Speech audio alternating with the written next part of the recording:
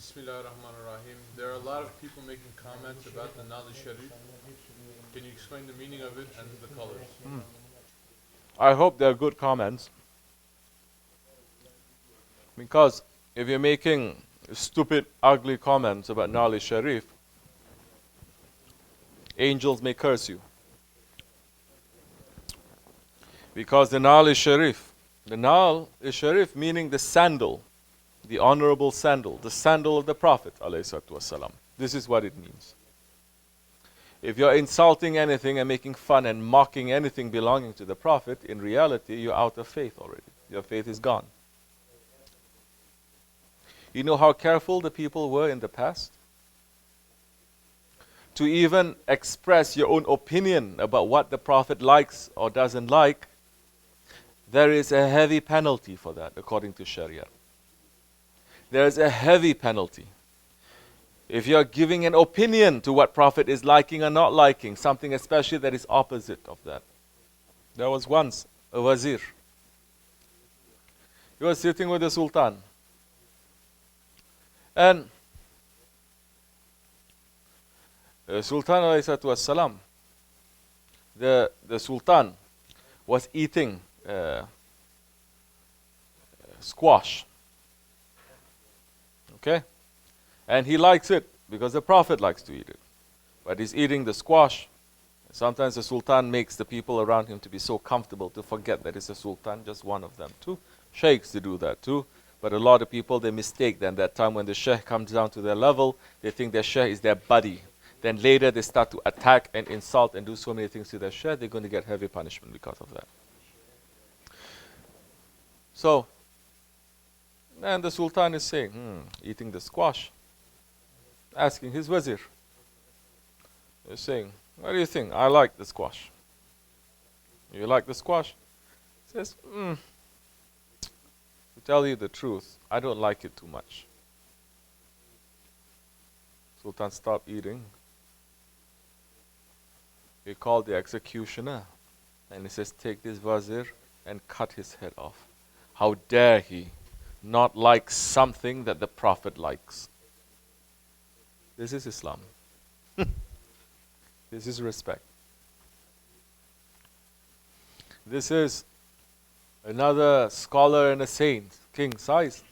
He says, I have never eaten squash in my life. Although the Prophet loves it, I have never eaten it. You know why? He says, because I don't know how to cut it according to Sunnah. I don't know how to cut it according to how Prophet is cutting it. So for that reason, I don't eat it. Not because I don't love it, but I don't want to do something that is opposite to the Sunnah. Understand now the complexity, the subtlety, the refinement of their character, of their love to the Prophet ﷺ. So, nowadays, forget about non-Muslims mocking Prophet and Islam. Muslims are doing that. Especially with this fitna, tweet and Facebook and everything. Everyone is saying whatever they want. I just saw something this man was writing, posting. I said, it's pretty good. Quoting something from Hazrat Ibn Arabi. Then he's saying these comments, well, I don't really like Ghazali too much. I don't get it. I prefer Ibn Arabi. You understand? And this is majority, especially coming from colleges, especially coming from the West, that they think they're so smart, they don't even know how to wash themselves in the bathroom, and they're speaking about king-size scholars and saints this way. Hujjatul Islam. They're speaking about Hujjatul Islam. In 1400 years, there's not thousands of Hujjatul Islam. There's not hundreds, only a handful. Hujjat of Islam, the proof of Islam. This is the living, he is the proof of Islam. Are you understanding? No, so free. Because West is saying, just speak. Be free to speak. Say anything you want. That's why in Islam, we don't even say Jesus, Moses. We cannot.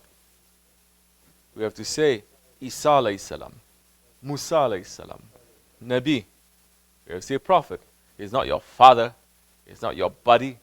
But where's his teaching? Everyone is a buddy. Hey, buddy, just say Jesus, Moses. It is wrong, because the respect and the love grows from little things like that. This forms the foundation. Yeah. So this now, Na'al-i Sharif. This represents the sandal of the Prophet ﷺ. It is shaped like that. Prophet ﷺ wore so many. Now, when we have the sandal of the Prophet, why is the sandal of the Prophet holy? Anything that the Prophet touches, especially his personal belongings, is tabaruk. It is blessed. Ottomans understand that 100%. That's why they collect everything that belongs to the Prophets. Not only the Prophet, ﷺ, but all the other Prophets they collect too. Sahabis they collect too, and high-level saints they also collect. And they are keeping it very holy and very high.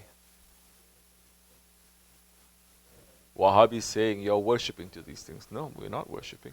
We're giving honor. Why are we giving honor to it? Because it reminds us of the Prophet ﷺ. It's just a thing that's wrong, that's bid'ah, that's kufr, that's shirk. Really? Then why Allah is allowing the Prophet to wear his sandals to step on the arsh of Allah? The arsh is the biggest creature that Allah subhanahu wa ta'ala has ever created. It is the biggest.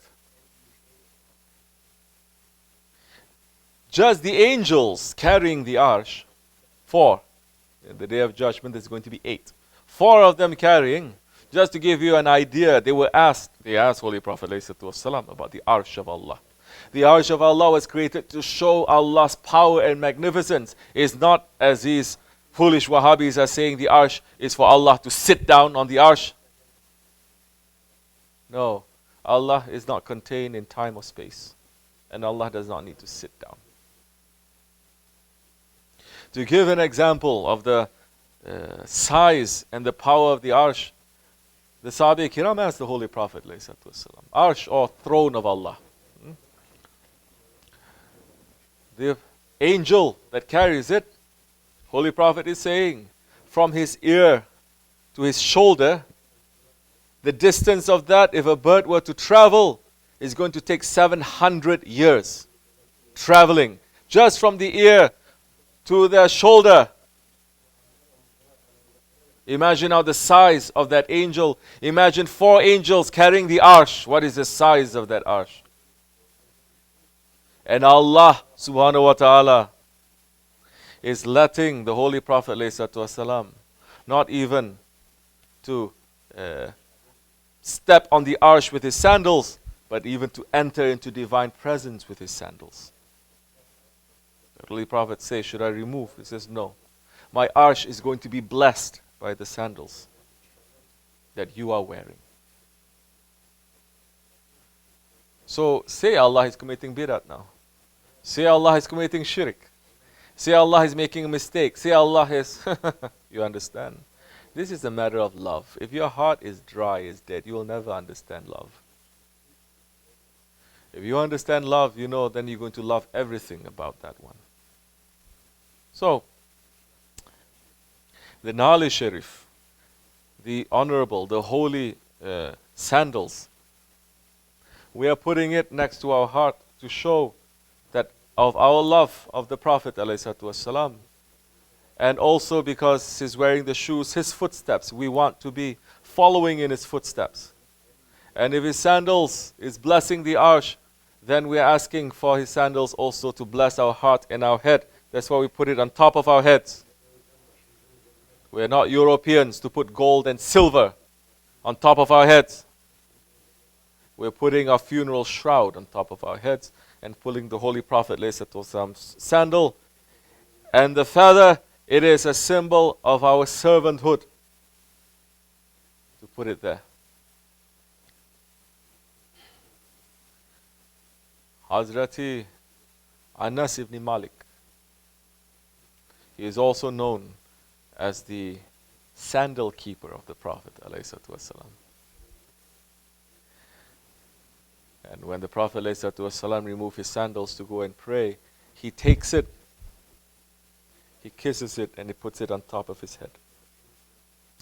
And he guards it until the Prophet will finish the prayer.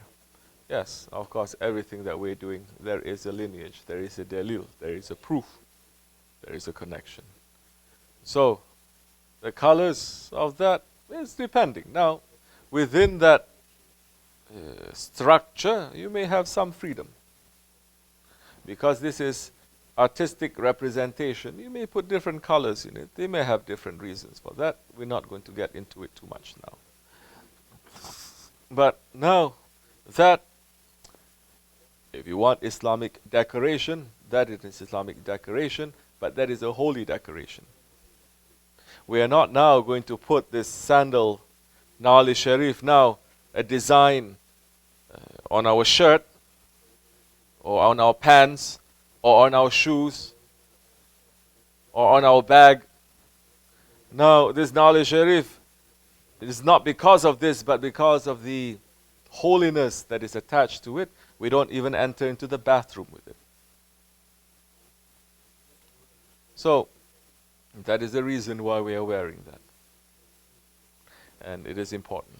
Because everyone, Muslims, they have no problems wearing a Yankee hat, putting a Yankee, kafir initials and everything on top of their heads. They have no problems putting polo, Ralph Lauren, all these kafir symbols next to the heart, on top of the head next to the heart. But when they see someone Islamic putting things that is established,